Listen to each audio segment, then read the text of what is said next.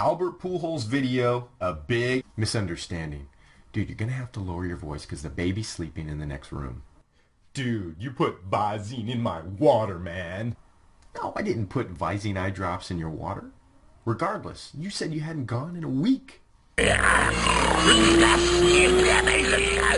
Dude, you're starting to scare me, man. You need to back off. You need to back off.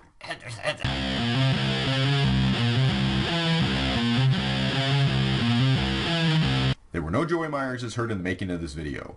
Hey, what's going on? It's Joey Myers from the Hitting Performance Lab, and in this Albert Pujols video, we're going to talk about head movement during the swing and hold it to the fire of science.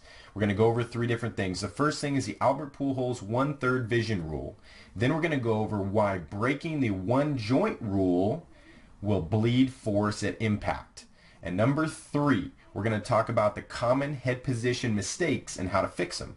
But first, let's go over the Albert Pujols 1/3 vision rule. A friend of mine, Blake Blackwell, sent me an email recently talking about how he took his son to a pitching clinic by Tom House.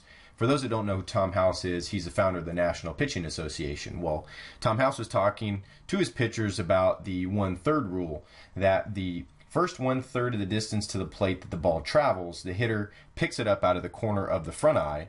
The middle third distance is picked up with both eyes, and then the last third of the distance is picked up out of the corner of the back eye. And this is important to pitchers. If they can get late movement, they have and add more deception to their pitches.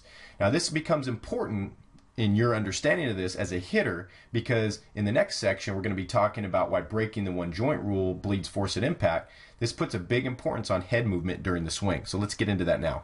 Now the head movement that I'm talking about in relation to this video is not the forward to backward or the backward to forward, but actually the head movement involved in tracking a pitch. Now I'm going to include a video link somewhere in this video where I did a demonstration of the one joint rule with a Kansas University Jayhawks wide receiver.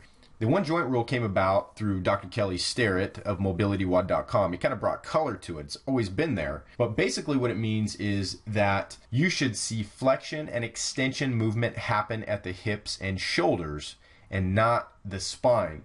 Basically what that means, if we're looking at Albert Pujols here, is that when we watch the head as it's tracking the pitch into that last third of the distance to the plate, we don't want to see the chin go into the chest. We don't want to see the back ear go into the back shoulder, because what this does, as Kelly Starrett says, is kinking the central nervous system, or kinking the hose is what I like to call it. So let's go into the two most common head position mistakes and how to fix them. Here's mistake number one with Andrew McCutchen. What you're going to see is his chin's going to go into his chest. You can actually see his helmet come down, his helmet visor come down and come back up. Mistake number two, we'll see Bryce Harper actually kink the hose by taking his back ear to his back shoulder. Now check this out. So you're going to see that ear crash right into that shoulder. I'm going to provide another video link to another video that I did that talked about global versus local extension flexion, and I advise you to click that link and watch that video so you get educated on what that is. But basically, kinking the hose is a local extension or flexion that's happening. And what the head should do is it should move like it's on a spit, and the spit being the spine. So we shouldn't see the chin go into the chest. We shouldn't see the back ear go to the back shoulder. We shouldn't see the head tilt back. We should see it stay in a globally flexed or extended position if any kind of extension or flexion exists. And that's what we want to do when we're hitting.